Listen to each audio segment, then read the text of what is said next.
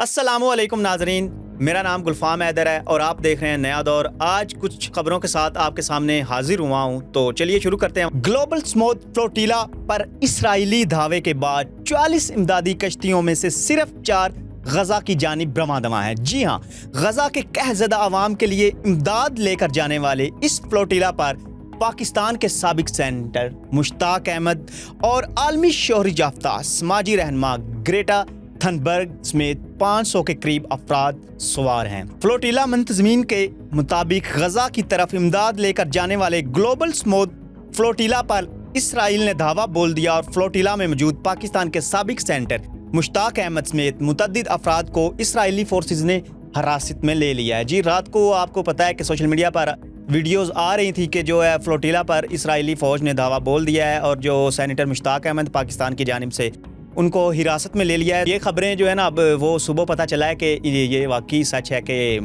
جو سینیٹر مشتاق احمد ہے ان کو اسرائیلی فورسز نے حراست میں لے لیا ہے۔ اسرائیلی فوجی کشتیوں میں 40 سے زائد کشتیوں پر مشتمل گلوبل فلوٹیلا کو گھیرے میں لیا اور کئی کشتیوں پر پانی کی توپیں چلا دی۔ سابق سینیٹر مشتاق احمد گلوبل اسموتھ فلوٹیلا میں پاکستان وفد کی قیادت کر رہے تھے۔ انہیں اسرائیلی افواج نے جہاز پر چڑھائی کرنے کے دوران حراست میں لے لیا۔ اسرائیلی فوج ایک جہاز میں داخل ہوئے اور جہاز پر سوار تمام ارکان کو حراست میں لے لیا۔ پاک فلسطین فورم کی جانب سے سوشل میڈیا پر یہ دعویٰ کیا گیا کہ سابق سینیٹر مشتاق احمد خان کو قابض اسرائیلی فورسز نے حراست میں لے لیا ہے۔ پاک فلسطین فورم نے مشتاق احمد اور گلوبل اسموتھ فلوٹیلا پر موجود دیگر افراد کی گرفتاری کے خلاف نیشنل پریس کلب اسلام آباد میں دھرنے کا اعلان بھی کیا ہے۔ وزیر اعظم پاکستان محمد شہباز شریف نے اسرائیل کی جانب سے غزہ امداد لے کر جانے والے گلوبل اسموتھ فلوٹیلا پر حملے کی شدید مذمت کرتے ہوئے حراست میں لیے گئے تمام افراد کو فوری طور پر رہا کرنے کا مطالبہ کیا ہے۔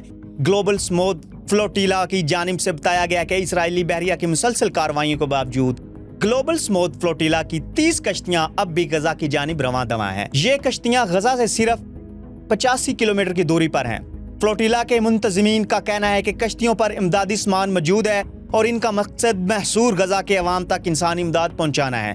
بین الاقوامی کارکنان کا کہنا ہے کہ اسرائیلی رکاوٹوں اور دباؤ کے باوجود ان کا مشن جاری رہے گا۔ تو ناظرین، جیکب آباد میں مبینہ طور پر ہیومن پیپلیمو وائرس HPV ویکسین لگنے کے بعد ایک کم عمر لڑکی کی موت کے بعد 6 رکنی محکمہ صحت کی ٹیم وجہ موت جاننے کے لیے پہنچی ہے۔ اہل خانہ نے بتایا ہے کہ سمیرہ اور اس کی چھوٹی بہن نسیمہ کو بے ہوش ہونے کے بعد سخر کے ایک نجی ہسپتال لے جایا گیا تھا۔ لڑکی کے چچا گل میر نے صحافیوں کو بتایا کہ یہ واقعہ اس وقت پیش آیا تھا جب دونوں بہنوں کو جیکب آباد کے ضلع تلکا ٹھیل کے علاقے صدور آباد میں HP ویکسین لگائی گئی تھی۔ ان کے مطابق علاج کے دوران سمیرہ چل بسی جبکہ اس کی بہن کی حالت نازک بتائی جاتی ہے۔ اہل خانہ نے 9 عمر لڑکی کی موت کا ذمہ دار HP ویکسین کو ٹھہرایا ہے۔ سمیرہ کی لاش کو پوسٹ مارٹم کے لیے تلکا اسپتال لایا گیا، جس کے بعد اسے تدفین کے لیے ورثہ کے حوالے کر دیا گیا۔ لڑکی کے چچا نے بتایا کہ چند روز قبل محکمہ صحت کی ٹیم ان کے گھر آئی تھی تاکہ بچیوں کو رحم کے کینسر سے بچاؤ کی ویکسین لگائی جائے،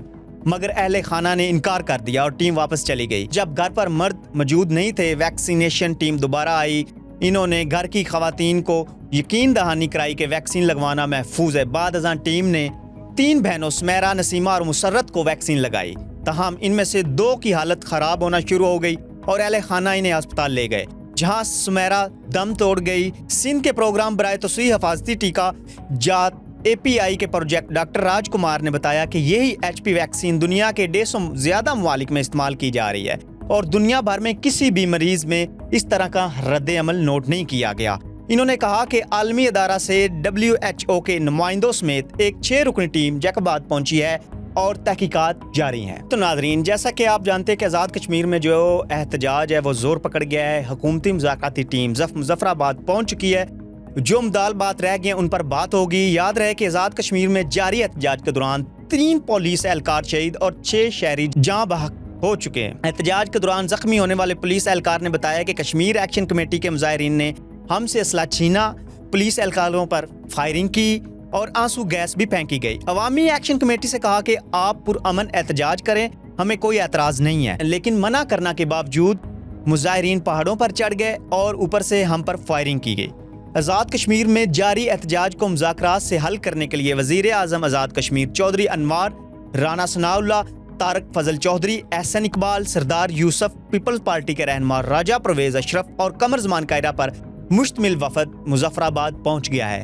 حکام کو بتایا گیا کہ حکومتی وفد احتجاج کی قیادت کرنے والے عوامی ایکشن کمیٹی کے رہنماؤں سے مذاکرات کرے گی اور تمام معاملات کو بات چیت کے ذریعے امن طور پر حل کرنے کی کوشش کی جائے گی۔ مظفر آباد سے روانگی سے قبل میڈیا سے گفتگو کرتے ہوئے وفاقی وزیر احسن اقبال کا کہنا تھا کہ وزیر اعظم کی ہدایت پر عوامی ایکشن کمیٹی کے مطالبات کو سنیں گے۔ اس وقت ایسے عناصر موجود ہیں جو پاکستان کے امن کو سبوتاژ کرنا چاہتے ہیں۔ اس موقع پر وزیر اعظم آزاد کشمیر نے کہا کہ وزیر اعظم شہباز شریف کا شکر گزار ہوں کہ انہوں نے بیرون ملک ہوتے ہوئے بھی اس معاملے کا نوٹس لیا۔ عوامی ایکشن کمیٹی سے مذاکراتی عمل بحال کیے جا رہے ہیں اور جو مطالبات رہ گئے ہیں ان پر بات چیت ہوگی۔ آزاد کشمیر میں عوامی ایکشن کمیٹی کے پرتشدد مظاہروں کے نتیجے میں اب تک 3 پولیس اہلکار سمیت 6 عام شہری جاں بحق ہو چکے ہیں، جبکہ مظاہروں کے نتیجے میں 72 پولیس اہلکار زخمی بھی ہوئے ہیں۔ جی تو ناظرین، ایک اور دلچسپ خبر ہے کہ سندھ حکومت کی کارکردگی پر عظمیٰ بخاری کا شرمیلہ فاروقی کو مناظرے کا چیلنج ہے۔ جی، شرمیلہ فاروقی کے بیان پر انہیں مناظرے کا چیلنج دیتے ہوئے عظمیٰ بخاری نے کہا ہے کہ پیپل پارٹی کی سندھ میں 17 سال سے حکومت ہے۔ مریم نواز کی پنجاب میں حکومت کو 2 سال بھی مکمل نہیں ہوئے۔ آپ 17 سال میں اپنے 17 عوامی فلاحی منصوبے نہیں گنوا سکتے۔ مریم نواز 1.5 سال میں 90 منصوبے شروع کر دیے ہیں، جن میں سے 50 مکمل ہو چکے ہیں۔ عظمیٰ بخاری نے کہا کہ مریم نواز اپنا چھت اپنا گھر پروگرام میں 90,000 گھر دیے، 80,000 اسکالرشپ دی ہیں، پنجاب میں 9,500 کسانوں میں ٹریکٹر تقسیم کیے، 27,000 طلبہ کو الیکٹرک بائکس تقسیم کر دی۔ پنجاب میں ذہین طلبہ کو جدید ترین لیپ ٹاپ کی مفت تقسیم کا سلسلہ جاری ہے۔ 1000 بیڈ کا کینسر ہسپتال، مفت ادویات کی فراہمی، الیکٹرک بسیں، کارڈیالوجی اسپتال بن رہے ہیں۔ وزیر اطلاعات پنجاب نے کہا کہ میں آپ کے ساتھ مناظرے کے لیے بالکل تیار ہوں، آپ بھی تیار ہو جائیں، آ جائیں، پرفارمنس پر مقابلہ کرتے ہیں۔ یہی تو ہم کہہ رہے ہیں، سندھ میں ایسی ترقی ہو رہی ہے جو نظر نہیں آ رہی، آ جائیں وہ قوم کو دکھائیں۔ اگر 17 سال کی حکومت والوں کو پنجاب سے موازنے کا شوق ہے تو شوق مناظرے سے پورا کر لیں۔ جی تو ناظرین، یہ تھی ہماری آج کی خبریں، تو اس کے ساتھ ہی مجھے اجازت دیجیے، انشاءاللہ پھر کل ملاقات ہوگی نئی خبروں کے ساتھ۔ تب تک کے لیے اللہ حافظ۔